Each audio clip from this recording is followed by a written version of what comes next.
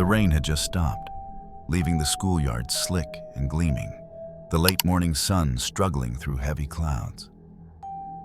Inside the cafeteria, the air smelled faintly of stale bread and melted cheese, a reminder of lunches that were often more routine than nourishing. Yet for one boy, the ritual of lunch was more than routine. It was a lifeline. He was small for his age, his clothes worn and faded from countless washes, sleeves slightly frayed at the edges. He clutched a sandwich wrapped in wax paper as if it were treasure. Every bite counted. And yet, as he glanced across the room, he noticed another boy sitting alone, shoulders hunched, eyes darting toward the food he didn't have. Hunger had etched itself into the other boy's face, leaving hollow cheeks and dark circles beneath wary eyes.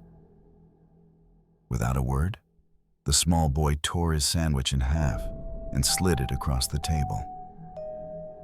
The gesture was so simple, so unassuming, yet it carried a weight that words could not measure.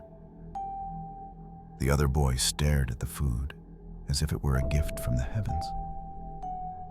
Then, slowly, he took it. "Thank you," he whispered, voice trembling. That moment, fleeting and quiet, passed almost unnoticed.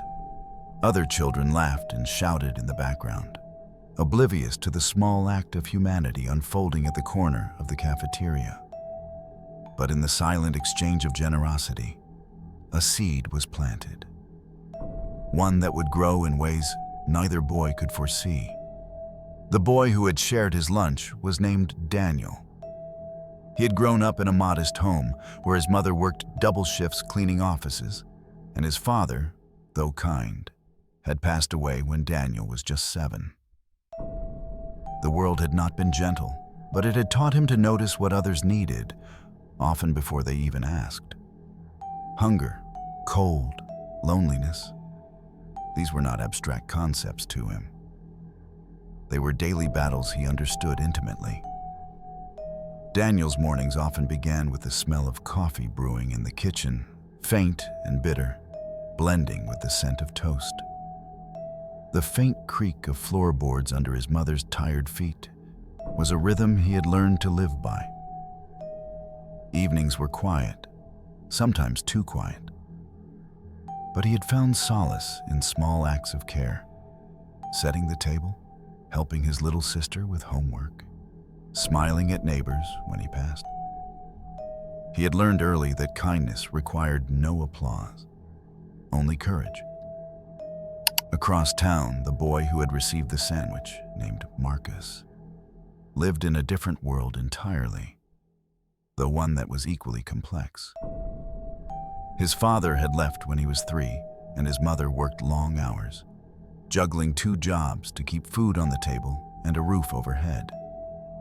Hunger had become a shadow that followed him everywhere, shaping the way he moved, the way he listened, the way he learned to survive quietly, unnoticed. School for both boys was a landscape of micro-battles. Daniel faced the quiet judgment of children who mocked his worn shoes or his lunch pail patched with tape. Teachers, busy with their own tasks, rarely noticed the subtleties of generosity or the gnawing emptiness in a student's stomach. Authority was blind to small acts of courage, and the system rewarded conformity over compassion. Marcus, meanwhile, learned to hide his hunger, to swallow embarrassment with each empty plate he carried. Lunchrooms were arenas of quiet shame, where the unspoken hierarchy of wealth and privilege dictated who got noticed and who remained invisible. He had almost resigned himself to invisibility until Daniel's small act of kindness disrupted the cycle. Weeks passed. Daniel continued to share, not just food, but small gestures of friendship. Sometimes it was a pencil, other times a comforting word, always quietly, without drawing attention. He remained calm, never seeking recognition, even as whispers and sideways glances followed him. Children noticed, but admiration mingled with envy. There were subtle acts of exclusion, occasional teasing, but Daniel endured it all with an unshakable dignity that silently demanded respect. Marcus, transformed by the unexpected generosity, began to pay attention. He watched Daniel carefully, noticing the small details others overlooked. The careful way he lined up his shoes in the locker room, the way he offered his scarf to a classmate shivering in the cold, the way he seemed to absorb injustice without letting it touch his spirit. The tension of hunger, the sting of social exclusion, began to fade in Marcus's eyes, replaced by a new understanding. Goodness, even small, could shape destiny. Years later, life's unpredictable currents carried Marcus far beyond the schoolyard. The boy who once accepted a half sandwich became a man with influence and resources he had never imagined. Yet he never forgot. He remembered the quiet courage of a child who gave, without expecting anything in return, the boy whose kindness had been a quiet defiance against a world that often rewarded selfishness. When Daniel's family faced a crisis, an unexpected illness that threatened their modest home, Marcus appeared quietly, without fanfare. A scholarship, a helping hand, an anonymous donation that covered medical bills and provided stability. He delivered it all. Daniel, older now, recognized the handwriting of destiny in the act. The tables had turned, but in the most humane, subtle way. Kindness is not a currency, it is a seed. Plant it without expectation, and it will grow beyond your sight. Courage is often quiet. It does not need applause. It needs only integrity. The smallest gesture can echo across years, shaping lives in ways we cannot imagine.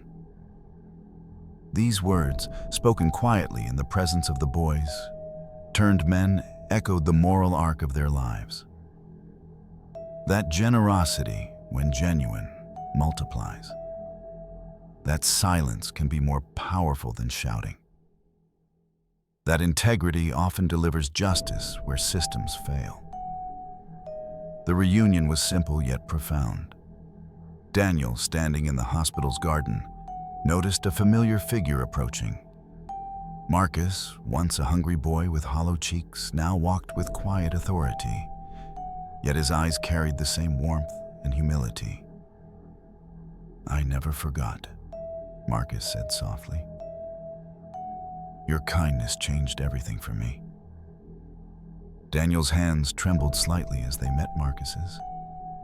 The wind moved through the trees, scattering petals across the path, and for a moment, it seemed the world paused to honor a lifetime of quiet courage and the invisible depths of the heart.